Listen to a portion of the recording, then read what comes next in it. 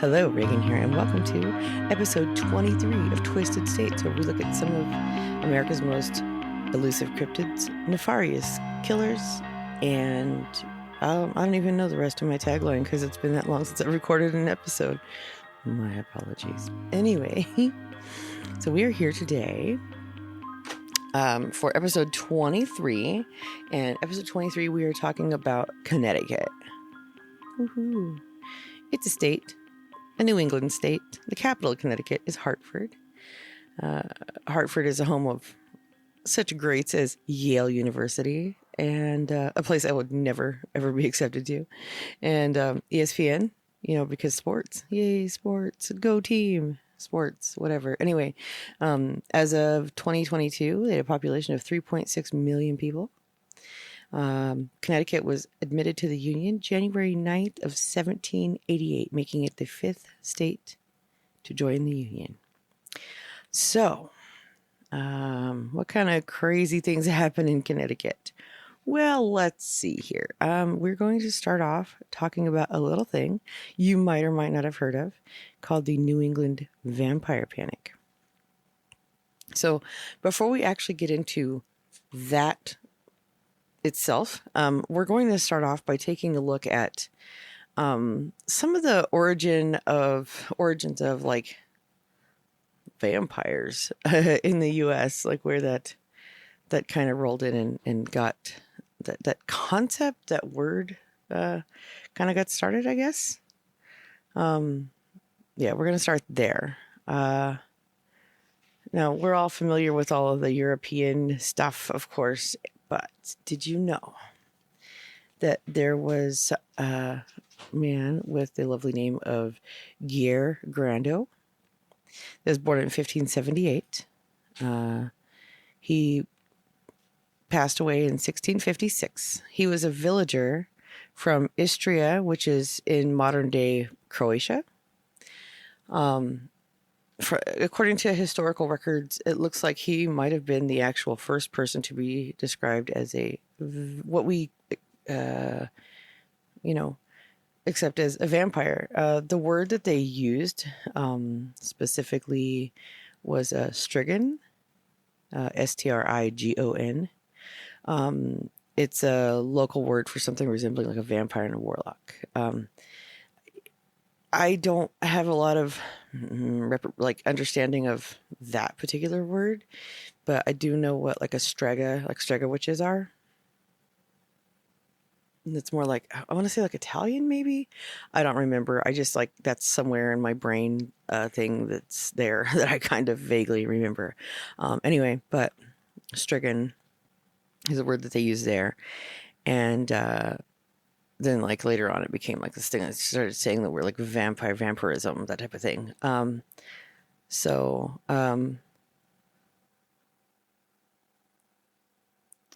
basically,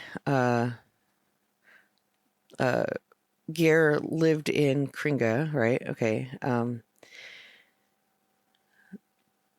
They don't specify what illness he passed away from, but apparently for a span of 16 years, he is reported to have returned from the grave at night as a vampire or strigan and terrorized his village until his body was exhumed and decapitated in 1672.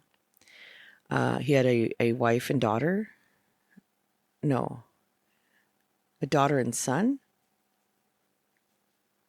Daughter and son, Anna and Nicola. Fled from Istria to Volterra, Italy at young ages to get away from all of this craziness.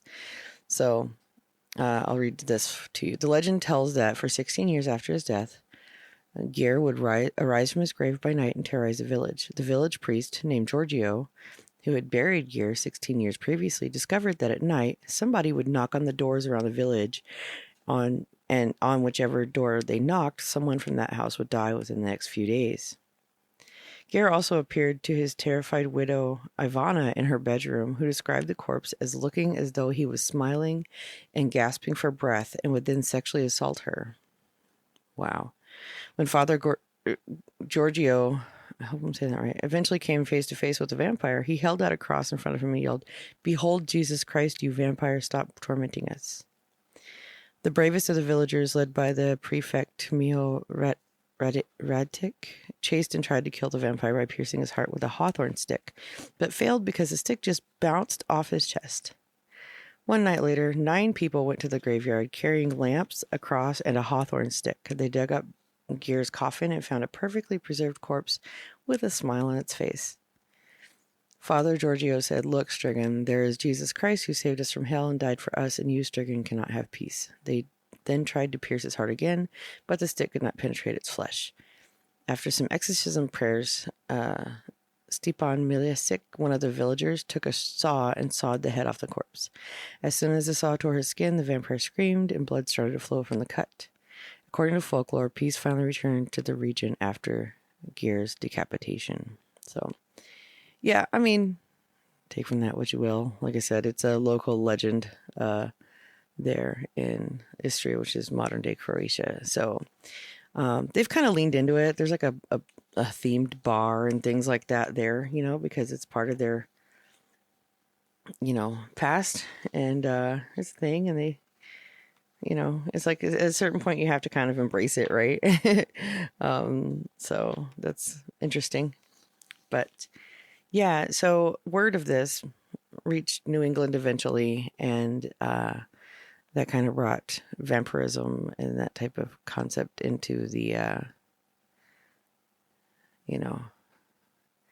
into the world in the New England states. So, there was this thing that happened. This horrible thing that happened over several decades that kind of had a pretty serious negative effect on a lot of people.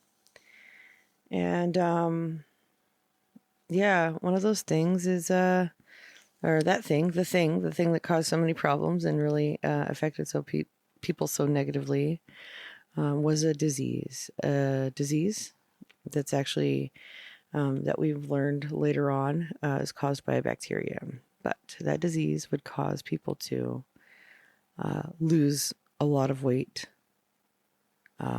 become very pale and sallow-skinned, sunken eyes, hair loss, very malnourished in appearance, and cough up blood.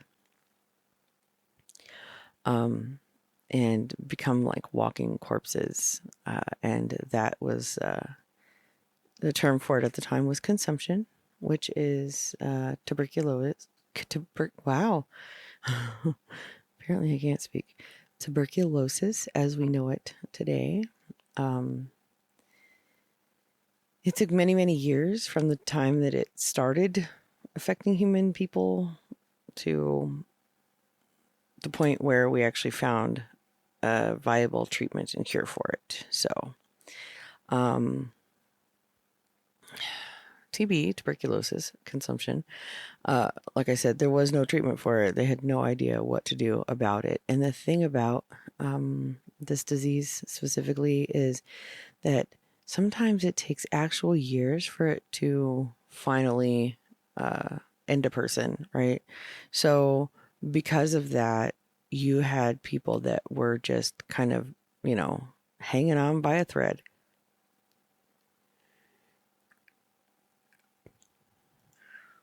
So like family members would have to just sit there and watch this thing slowly take over their loved ones. And, it looked almost as if they were being fed off of by something, because they were just withering away in front of their eyes. And it was really like weird because the way that it affected it different, like everybody at different rates. And sometimes people would not catch it or show symptoms of it for a long time. Like you have 2 siblings and one would get sick, be sick for 4 or 5 years, and then another sibling would get sick and live an additional 2, 3, 4 years, so it was strange and baffling to these simple people that didn't have any kind of concept of what we do now in modern medicine. Okay, so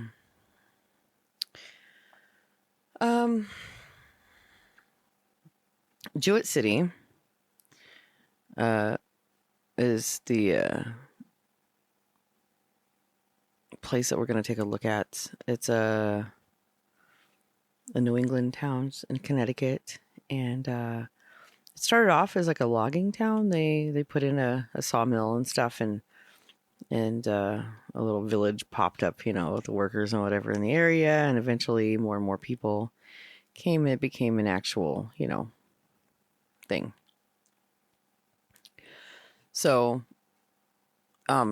there's a lot of these stories. There's so many, and there's so many that aren't really documented, and just like, but it became like the sign of the times to like dig up your relatives and desecrate their bodies, out of fear of them being vampires. And it was really kind of scary.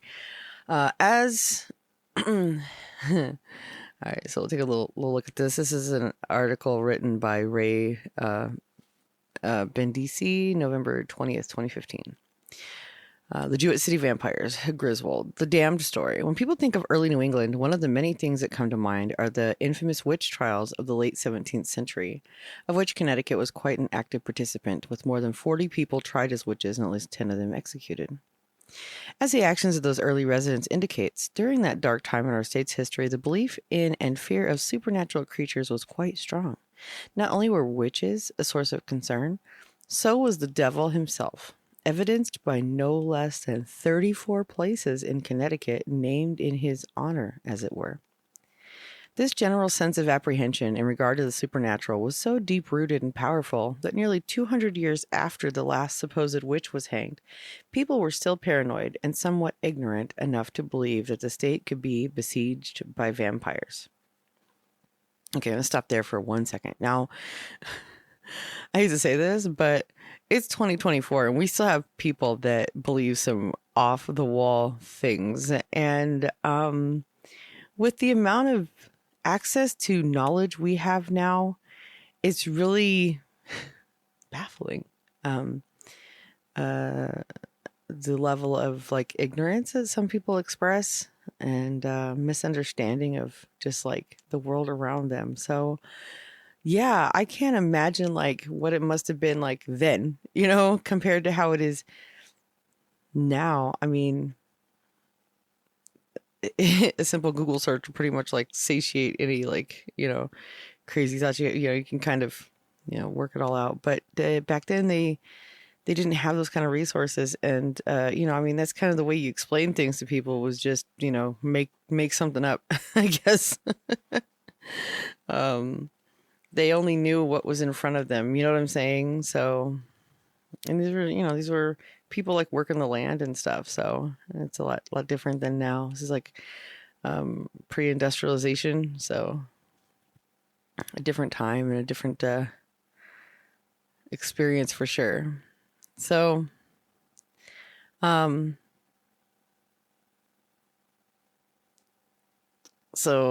in this fertile breeding ground of fear during the year of 1854, where the renowned tale of the Jewett City Vampires takes place. So this predates Dracula by like 40 years. Speaking of parasitic entities, so being that this predates Dracula, we didn't quite have that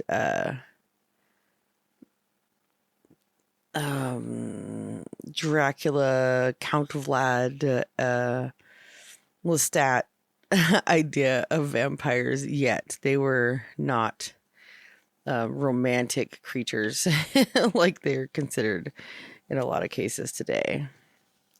So what we're going to be looking at specifically is the Ray family of Jewett City. Over the course of 9 years, they lost several family members to consumption. The first to die from this disease was 24-year-old son, Lemuel. Anyway, yeah, that word. In 1845. Less than 4 years later, the family patriarch Henry B. Ray was also taken by the same disease. And his 26-year-old son, Alicia, was quick to follow like 2 years afterward. So 3 short years after that, in 1854, the eldest son, Henry, became stricken with the symptoms of the consumption. And at this point, it's like, come on, really now? You know what I'm saying? Like, all this time is passing and then these things are happening and it's not winding up. Like, the symptoms aren't starting until literal years after the last family member died. You know, that's really got to be confusing to these people. So, but he started showing symptoms, and they've now decided that obviously this must be something like supernatural, right? This is something beyond their scope of understanding of normal everyday diseases. So obviously, what does that mean? Oh, come on. What does that mean? Obviously, that means that apparently their dead loved ones must be coming up out of the grave and attacking them in their sleep, right? You know, and the thing about tuberculosis is like it causes your lung tissue to basically become soup, you know? You're coughing that stuff out. It's like liquefying. And because of that, the lack of oxygen and combined with all of the other symptoms of this disease, physically cause a lot of mental symptoms as well. People hallucinating, having like fever dreams, a lot of things like that. And it was really common, especially because that seed had been planted now with people having put out there that maybe their loved ones were coming back from the dead, consuming them. People were starting to like, you know, have hallucinations of waking up in the middle of the night with their loved one, you know, drinking their blood or whatever. Like it was just a wild time for sure. So, obviously drastic times call for drastic measures. So according to newspaper accounts of the time, in order to try to attempt to protect the living, Lemuel and Alicia were dug up and their bodies were burned. For whatever reason, they seem to have spared the body of Joseph Sr., but it was believed that, as far as they could tell, the incendiary action did the trick because Henry didn't die quick, like soon after. You know what I mean? Like there's no. So it's thought he survived his affliction.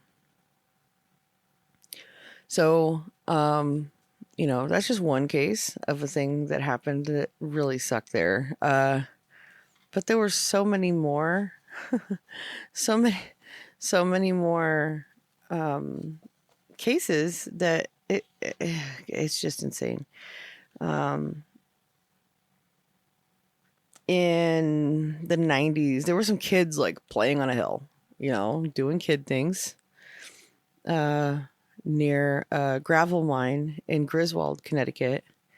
And they basically, the earth had eroded away at the side of this cemetery, and they unearthed some graves. The caskets or whatever were coming through the side of the hill where the soil was eroding away. And they no longer had proper markings on them. So it was discovered to be the unmarked family graveyard of the Waltons. So altogether, there were 29 graves uncovered belonging to the Barber and Walton family. And strangely enough, one of the graves had a body which was buried, exhumed, then reburied with its skull dislocated from its spine, placed face down, with its femurs placed in an X below the skull. Yeah, because that's what you do when you're worried about your loved one, you know, coming up from the dead and consuming you while you sleep. Whew. Uh, yeah, that's wild. Um, this happening in the night, like that being discovered in the 90s, kind of brought this all back to the surface and back into some being something that people kind of like did some more research and stuff on. And it was something that was really there was a huge outbreak of tuberculosis throughout Rhode Island, Eastern Connecticut, Southern Massachusetts, Vermont, and a lot of other areas of the New England states. So, um, yeah, I mean, and then of course there's Mercy Brown, which is very like a lot of people know that one, even if you don't realize that you do. It's one that you're probably familiar with. She was in Rhode Island, and they basically exhumed her body and burned her heart on a rock. Uh, Mercy Lena Brown. Mercy's mother contracted consumption, which spread to the rest of the family, moving to her sister, her brother, and finally Mercy.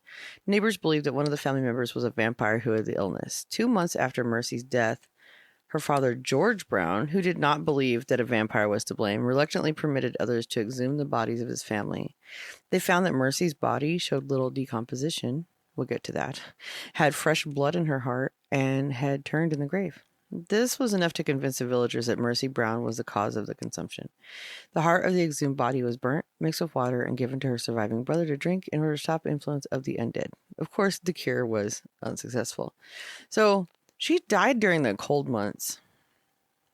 Okay. And they said the body turned like there's so many things. The coffin could have been bumped in transport. Like somebody could have whoopsied and dropped a handle or something. You know what I mean? Like there's a million reasons why the corpse could have turned. Gases escaping because she was, decomposing in there. And this is like predating like embalming and things like that, I'm sure. So there's a lot of reasons why, things would have been the way they were. And like I said, the body being fresh, if it's cold and you seal a body in a box, bury it in the cold, I mean, that's like refrigerating it. They might as well dropped her in a deep freezer or a refrigerator, right? So of course there was still going to be like viable fluids in her body and stuff like that.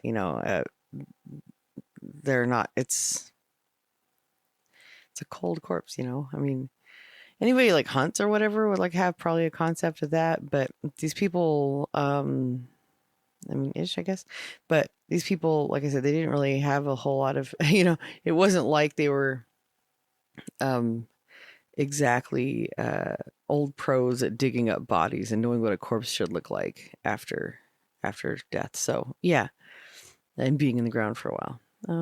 So weird.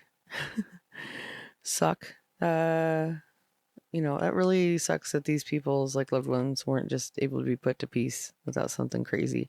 But at the same time, it's kind of cool that they like, you know what I mean? Like how badass.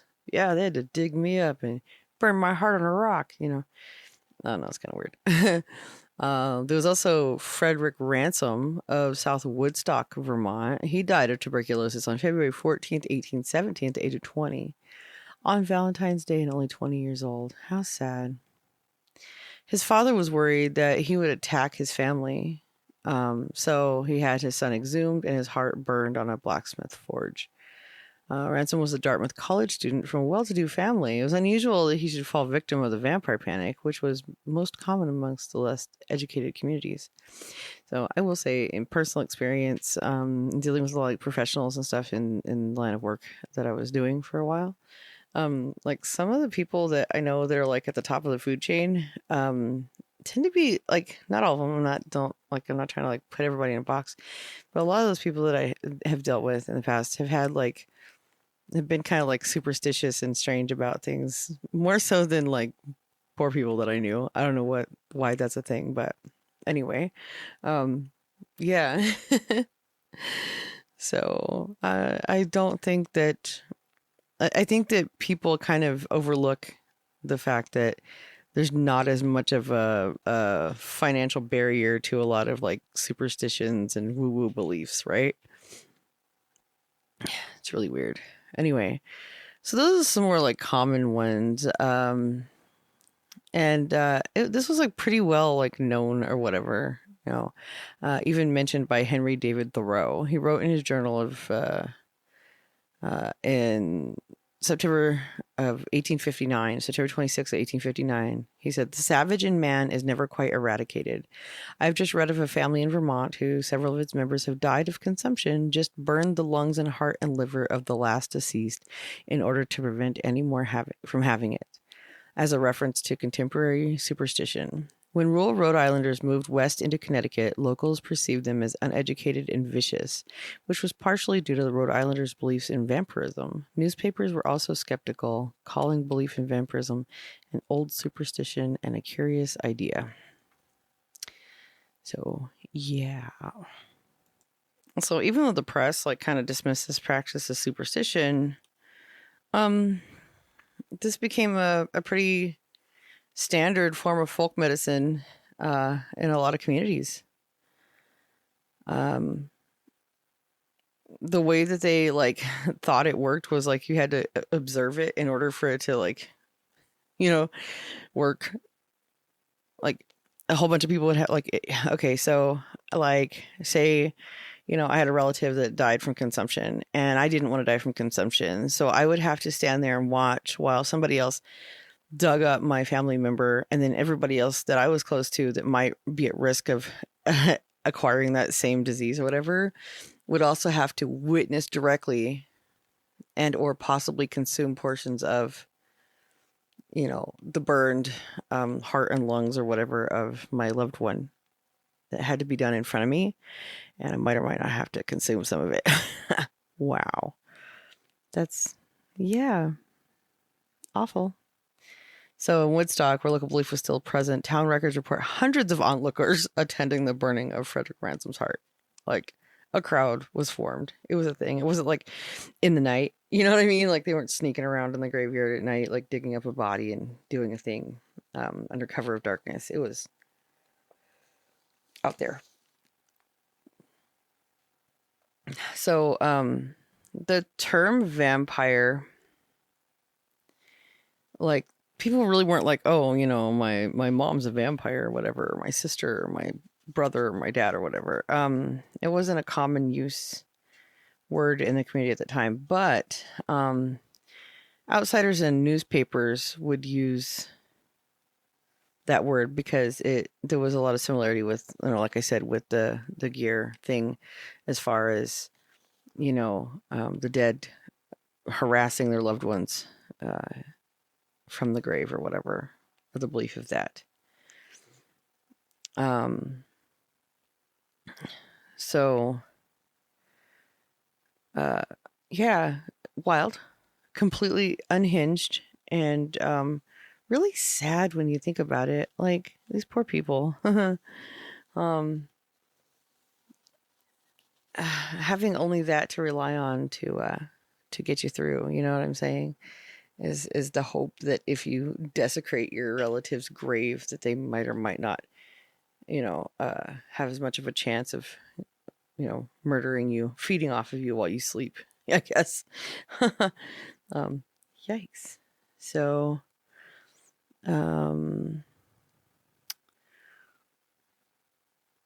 as far as tuberculosis goes, things happened that luckily made it less common for family members to have to be exhumed and burned. It's true. They found much more ethical and effective treatments. So tuberculosis, eventually let's see, I guess 10% of latent infections progress to active disease, which left untreated kill about half of those affected. Typical symptoms of active TB are chronic cough, blood-containing mucus, fever, night sweats, and weight loss. Infection of other organs can cause a wide range of symptoms.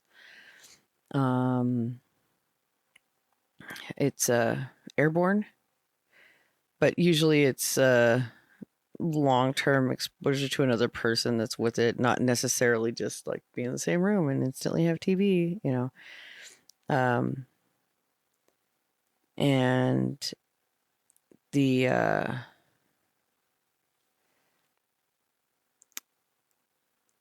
it's such a weird thing. It's so strange. So it has existed since antiquity. The oldest unambiguously detected M. tuberculosis gives evidence of the disease in the remains of bison in Wyoming, dated to around 17,000 years ago. This is according to Wikipedia. So, however, whether tuberculosis originated in bovines and transferred to humans, or whether both bovine and human tuberculosis diverged from a common ancestor, remains unclear. A comparison of the genes of M. tuberculosis complex in humans to MTBC in animals suggests humans did not acquire MTBC from animals during animal domestication, as researchers previously believed. Both strains of the tuberculosis bacteria share a common ancestor, which could have infected humans even before the Neolithic Revolution. Skeletal remains show some prehistoric humans from 4000 BC had TB, and researchers have found tubercular decay in the spines of Egyptian mummies dating from 3000 to 2400 BC. Genetic studies suggest the presence of TB in the Americas from about 8100. And then of course it goes on to talk about, before the Industrial Revolution, folklore often associated TB with vampires. And Richard Morton established the pulmonary form associated with tuberculosis as a pathology in 1689. But due to the variety of symptoms, TB was not identified as a single disease until the 1820s. Benjamin Martin conjectured in 1720 that consumptions were caused by microbes which were spread by people living close to each other. In 1819, Rene Laennec, I'm saying that wrong, I'm sure, claimed that tubercles were the cause of pulmonary tuberculosis. J.L. Schondlin first published the name tuberculosis in 1832. Between 1838 and 1845, John Croghan, the owner of Mammoth Cave in Kentucky, from 1839 onwards, brought a number of people with tuberculosis into the cave in the hopes of curing the disease with the constant temperature and purity of the cave air. Each died within a year. Apparently that wasn't so effective. But anyway, Hermann Bremer opened the first TB sanatorium in 1859 in Gorbersdorf, now Skolowsko in Silesia. In 1865, Jean-Antoine Villemin demonstrated that tuberculosis could be transmitted via inoculation from humans to animals and among animals. Villemin's findings were confirmed in 1867 and 1868 by John Burden Sanderson. Robert Koch identified and described the bacillus causing tuberculosis, M. tuberculosis, on 24 March 1882. In 1905, he was awarded the Nobel Prize in Physiology or Medicine for this discovery. So, as far as treatments go and development of treatments in Europe, rates of tuberculosis started rising in the 1600s, peaked in the 1800s, and there was a point where it was causing like 25% of all deaths. It became an epidemic, showing a seasonal pattern. So it became really common in the 19th and early 20th centuries among the urban poor. In 1815, 1 in 4 deaths in England was due to consumption. By 1918, TB still caused 1 in 6 deaths in France. After it was determined to be contagious, in the 1880s, it was put on a notifiable disease list in Britain. There were campaigns to get people to stop spitting in public spaces. And the infected poor were encouraged to enter sanatoria that resembled prisons, of course. And whatever the benefits of the fresh air and labor in the sanatoria, even under the best conditions, 50% of those who entered died within 5 years. Robert Koch did not believe the cattle and human tuberculosis diseases were similar, which delayed the recognition of infected milk as a source of infection. Oh, crap. During the first half of the 1900s, the risk of transmission from this source was dramatically reduced after the application of the pasteurization process. Koch announced a glycerin extract of the tuberculous bacilli as a remedy for tuberculosis in 1890, calling it tuberculin. Although it was not effective, it was later successfully adapted as a screening test for the presence of pre-symptomatic tuberculosis. March 24th is World Tuberculosis Day, the anniversary of Koch's original scientific announcement. When the Medical Research Council formed in Britain in 1913, it initially focused on tuberculosis research. Albert Kemet and Camille Guerin achieved the first genuine success in immunization against tuberculosis in 1906 using attenuated bovine strain tuberculosis. It was called Bacilla Calmette-Guerin, BCG. It was first used in humans in 1921, but achieved widespread acceptance in the U.S., Great Britain, and Germany only after World War II. By the 1950s, mortality in Europe had decreased about 90%. Improvements in sanitation, vaccination, and other public health measures began significantly reducing the rates of tuberculosis, even well before antibiotics were introduced, like streptomycin and the like. So, in 1946, the development of the antibiotic streptomycin made effective treatment and cure of TB a reality. Prior to the introduction of this medication, the only treatment was surgical intervention, including the pneumothorax technique, which involved collapsing an infected lung to rest it and allow tuberculosis lesions to heal. Yikes, that had to be painful. Whew. There's a current reemergence of TB. Yikes. Multi-drug resistant tuberculosis, MDR-TB. Well, that's fun. Surgery has been reintroduced for certain cases of TB infections. It involves the removal of infected chest cavities in the lungs to reduce the number of bacteria, to increase exposure of the remaining bacteria to antibiotics in the bloodstream. Hopes of eliminating TB ended with the rise of drug-resistant strains in the 1980s. The subsequent resurgence of tuberculosis resulted in the declaration of a global health emergency by the World Health Organization in 1993. Fun. So, yeah. Yikes. It's still a real thing. It's, it hasn't gone away, but is definitely a lot more under control than it was, for sure. So, careful out there. Anyway, so I've gone off on a tangent as far as all the other stuff goes, but there you have it. The New England vampire panic and good old tuberculosis. Woohoo! Causing people to dig up their loved ones and bury their organ and burn their organs for decades and decades. Yeah. Anyway, there were even weird people thinking that alcohol would treat it. Oh, it's so scary. So, there you have it. Episode 23 of Twisted States. I'm Reagan. Thanks for hanging out. I appreciate you. Please check me out. I am Disruptive Girl on Instagram and YouTube. TwistedStates.com brings you to the Buzzsprout page for this podcast, where you can comment and show support and all that fun stuff. I will leave links in the show notes and description and all that stuff.